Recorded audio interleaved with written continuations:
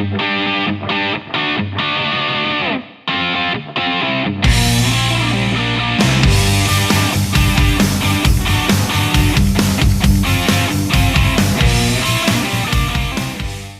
everybody, Lieutenant Joe here. You know, one of the questions we get all the time, no matter what our job is in law enforcement, is what is the best way to talk to people? Because really, if you break down all of law enforcement, the reality is that our work comes down to getting information out of people. That's the bottom line. We can do search warrants. We can do investigations on all kinds of things. We have police cars. We chase people around. We do all that. The key to law enforcement work, to being successful at law enforcement, is to be able to talk to people.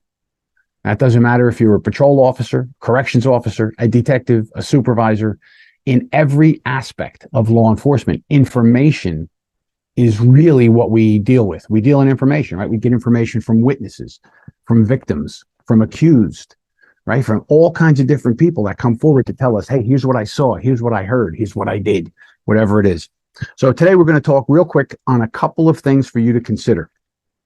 There's some important terms you need to understand.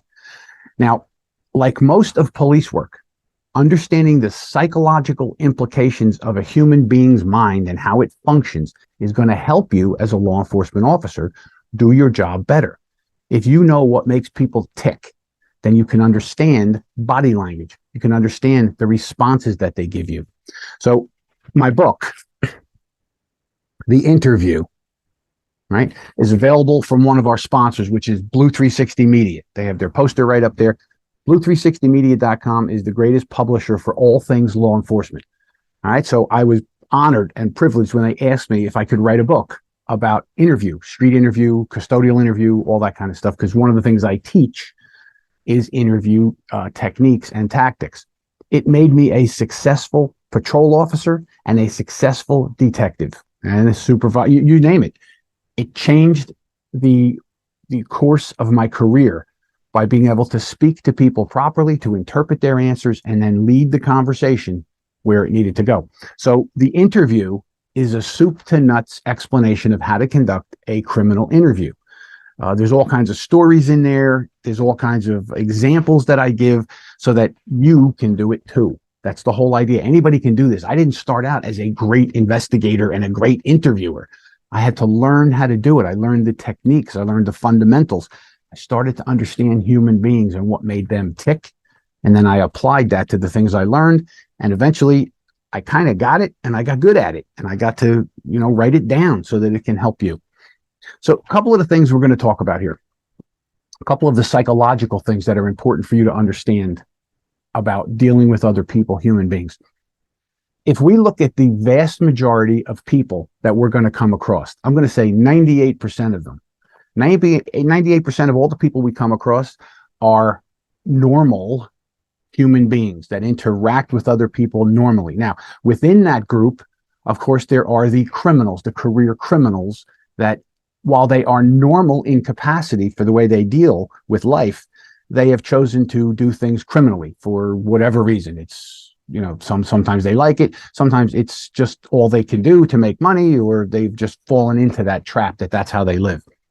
The other 2% of people are sociopaths, and they see the world completely different than the rest of us. All right, so the basic difference here, first thing we want to understand is normal, 98% of everybody, and that's why these techniques and tactics work with almost every single human being you come across. And then there are the 2% of people out there that are sociopaths. And to understand what a sociopath is a person who does not really have any emotional connection to other human beings, doesn't care about other people's suffering, about what they go through, anything they have to deal with.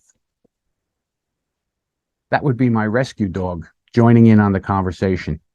It's Arthur, the rescue dog. So anyway, and he's told a different way of talking to people. So the reality is that sociopaths don't care about anybody else's feeling or suffering. So the techniques that work on normal people, the 98% of us, don't necessarily work on sociopaths, but there's things we can do to interact with them. All right, so first thing we want to understand is the term cognitive dissonance. Cognitive dissonance. Cognitive means thinking. Dissonance means disarray. So when people are confident in what they're doing, if they're not doing anything to get themselves in trouble, they're going to think clearly. And then you start asking them questions, and you're going to see the same kind of responses. They're going to look you in the eye. They're going to listen to your question. They're going to answer your question. They might think for a minute, and then give you an answer.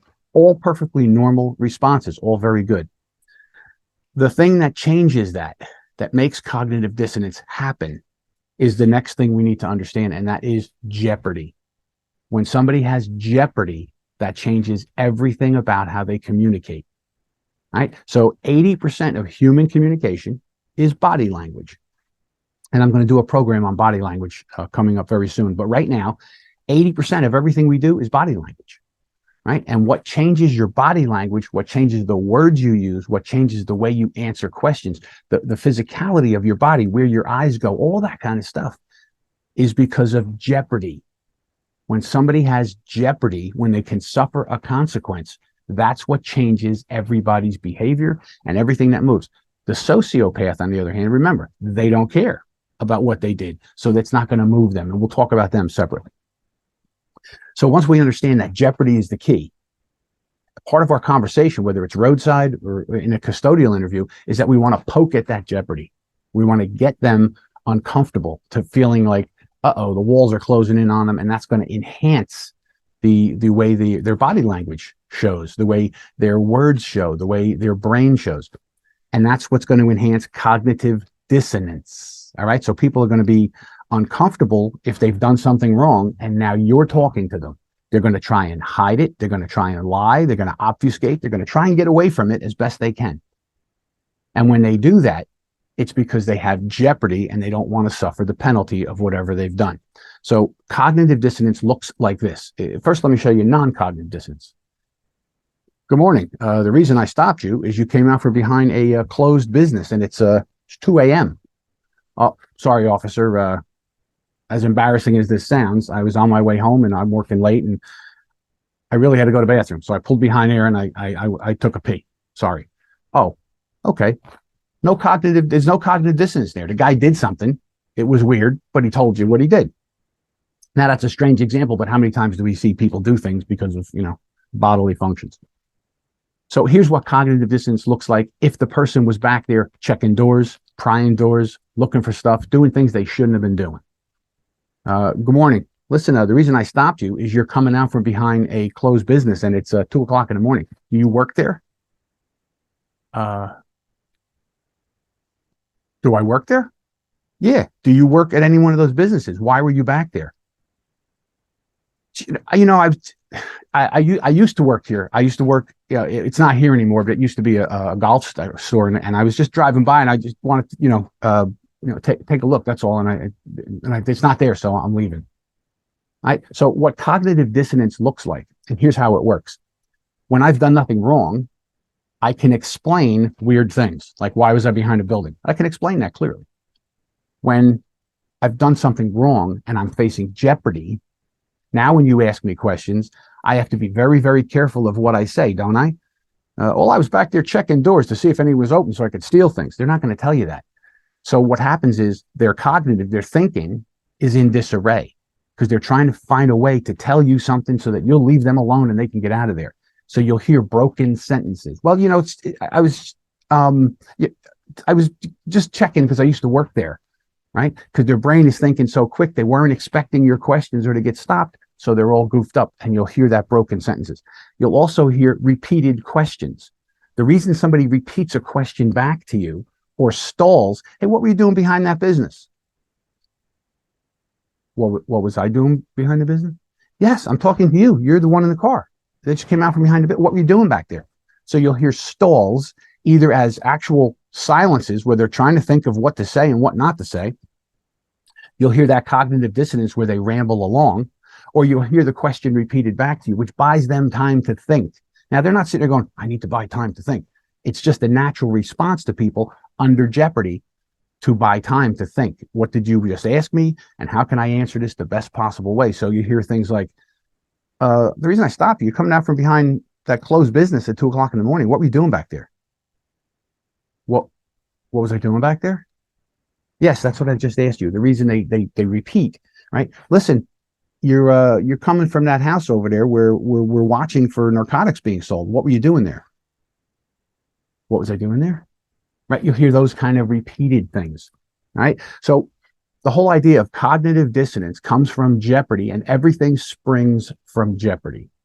So when you're asking questions, look for that cognitive dissonance. Look for them stumbling through their words. And the best thing to do is if you see somebody's nervous or having a problem, you want to call it out loud. You want to say to yourself, hey, what is it that I'm seeing? Why are you stumbling through your words? Why do you appear nervous? Ask the questions, and that pokes their Jeopardy even more. And you'll see more responses. All right. So we're going to be back again with another episode very, very shortly. I'm going to keep following up through the interview.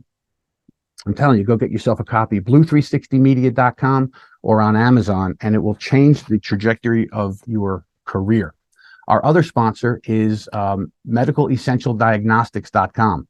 They will give you and 2 adults in your family a complete physical to keep you healthy so you live through your career and then enjoy your pension. So medicalessentialdiagnostics.com and blue360media.com. Support them. Go out and take a look at them. They will help your career. So until we meet again, have a great day, everybody.